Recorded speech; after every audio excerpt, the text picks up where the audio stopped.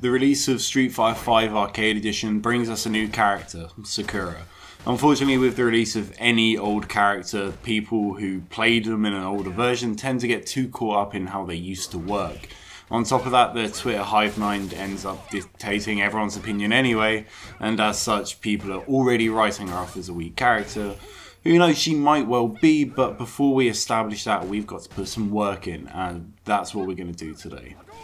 I want to take an extended look at her V-triggers and put some of my thoughts into video, but before I even get into that, I'd like to shout out the Sakura Discord, whose members have either informed my opinions or helped flesh out some of my own. Right now, if you ask most people, they'll tell you her V-trigger 2 is by far the strongest, and it's not an unreasonable assertion. When active, it gives her normal Shoryuken invincibility and extended damage without having to spend any special meter.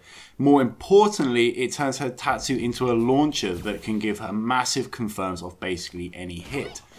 Often with Sakura, you'll spend most time buffering stance short into strong Shoryuken to try and catch an opponent whiffing a button. Unfortunately though, the reward is typically just too little to justify the risk of them walking up and blocking your buffer for the punish.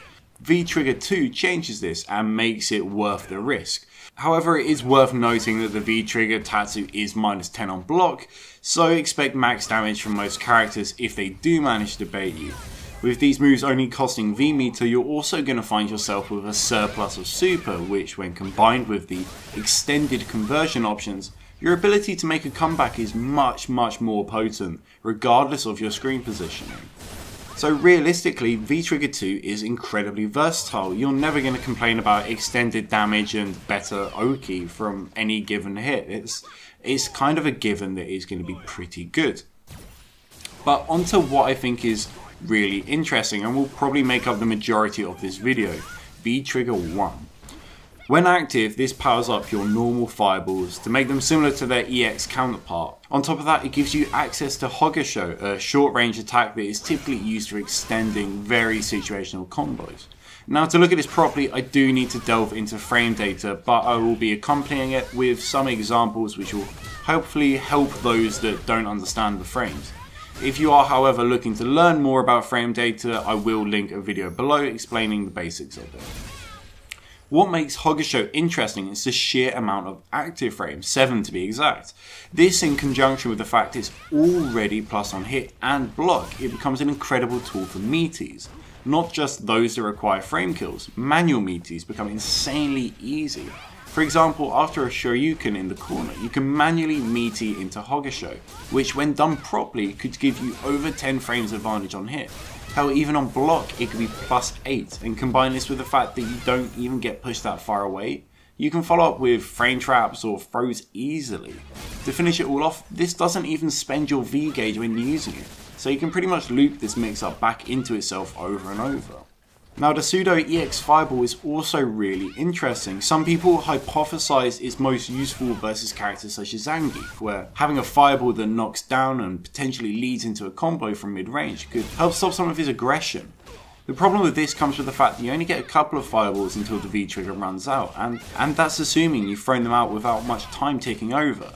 This means if a Fireball is blocked, although you're at advantage, you are giving away a lot of resources for something that's being blocked. That advantage at long range isn't really going to mean much, and even in a mid-range situation, it might not really mean you get a conversion. It's very difficult to tell where a strong Shoryuken will actually connect as the follow-up. It's quite a weird one. Using it at this sort of long range and just outside your pokes, it's good, but it's not enough to justify committing yourself to this Fireball V-trigger, when realistically you could get the same sort of conversion from your stand light kick with V-Trigger 2. But where I think it's good is up close. Up close it can be used to steal a turn. Like all characters in this game, there's a point where Sakura's aggression ends, and she either has to push herself away to outspace any potential counter pokes, or just simply block. This normally comes with her stance short, so let's say for example I jump in on you and you block. I can either try throw or frame trap or bait a move. These options remain a possibility, but if I'm trying to be relatively safe, I'll use my light attacks to eventually push you away and return to neutral. Even if I try and frame trap you, I'm still going to eventually be at a range that only stance short will connect within a reasonable window.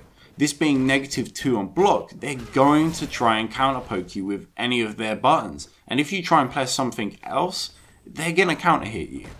I could cancel into Fireball from my stance short and try and catch you going for this counter. But with it being -8 on block, you can probably punish, and on hit it's still -2, so it doesn't mean anything.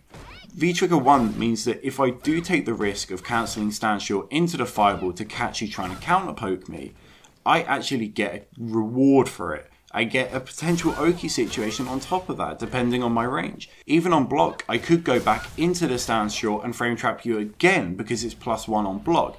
This is only going to work versus characters without free frame normals.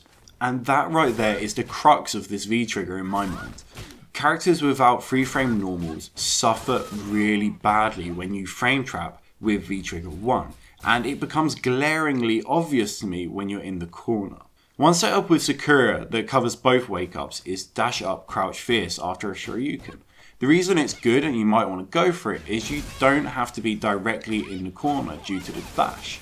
The problem with it is it leaves you at minus no matter the special you cancel into. The pseudo EX Hadouken from vtrigger 1 will give you a nice conversion on hit, and as stated before, it leaves you at +1 on block.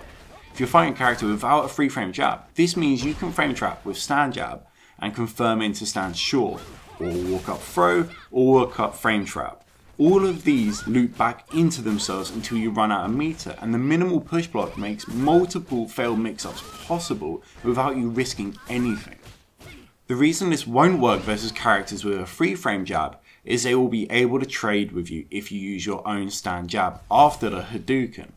Sure, you could go for a crouch jab, but the range is so much more reduced and you won't have the ability to go into stand short directly, which is crucial for your ability to confirm. This extra level of mix-up is so useful for Sakura. As we spoke about before, her turn ends quickly in this game, and unless you're confident they're not going to press buttons, you're not going to really be able to walk in and just start your pressure again with that little micro walk between jabs. This is important stuff. Maintaining pressure is so good in this game, especially in the corner. Most characters don't really get to do it. At a certain point they will have to return to neutral.